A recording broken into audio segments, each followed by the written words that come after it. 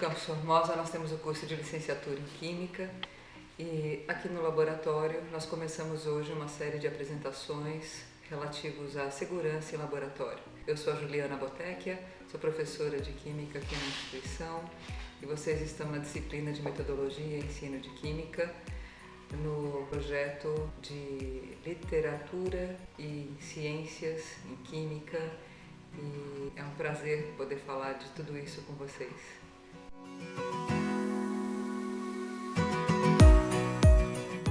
Então, hoje alguns dos alunos do curso de Química vão estar mostrando ou representando, enfim, atitudes que se deve ter e que não se deve ter dentro do laboratório para as questões de segurança mesmo individual. Então, nesse sentido, a gente vai estar comentando algumas das coisas que eles vão estar fazendo. Em relação às normas, o equipamento de proteção individual envolve o uso de um jaleco, que é uma sobrepele, vamos dizer assim. E esse jaleco é ideal que esteja sempre fechado e completamente fechado no sentido de evitar que algum respingo de produto químico entre em contato com a roupa de baixo e com a própria pele do estudante ou de quem está no laboratório, no caso. Então, a gente também pede a todos que usam cabelo comprido, que prendam esses cabelos antes de entrar no laboratório, porque o uso do cabelo solto, longo, no laboratório pode causar condições inseguras e essa condição insegura pode colocar a pessoa em risco. Nesse sentido, então, os cabelos longos devem estar sempre presos. Uma outra questão são os calçados fechados, porque o jaleco, se ele protege a pele, a ideia de segunda pele, vamos dizer assim, o calçado também tem que ser fechado para que seja uma proteção dos pés e, se possível, inclusive de sola isolante, para que não aconteça choques em relação à corrente elétrica, em piso molhado, coisa desse tipo. E que também a gente possa fazer a prevenção de queda, que ninguém escorregue num piso molhado, caia e se machuque.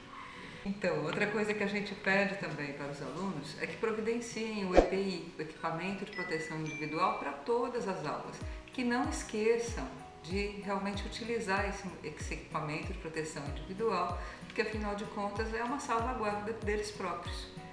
Então, fora isso, antes de realizar qualquer experimento, eles devem estudar muito bem o plano de aula e se prevenir em relação aos produtos químicos que eles vão utilizar nessa noite, nessa aula, naquele momento, para que eles saibam quais são os riscos que aqueles produtos químicos podem causar e também o que deve ser feito para não só prevenir, mas para um primeiro socorro, se for necessário.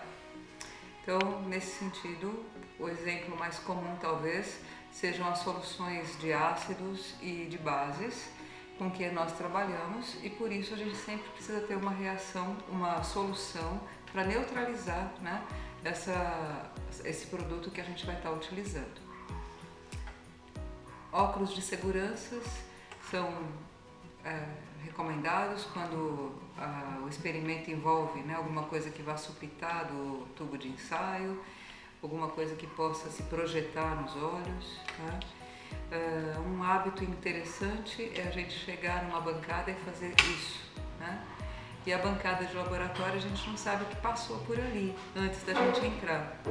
Então a gente também pede aos alunos que evitem esse hábito e que substituam primeiro pelo hábito da limpeza da bancada, o espaço que ele vai estar trabalhando. Então cada um deve cuidar do seu espaço de trabalho antes de iniciar o trabalho, durante, para evitar problemas, e depois, para deixar em condição para outras pessoas utilizarem.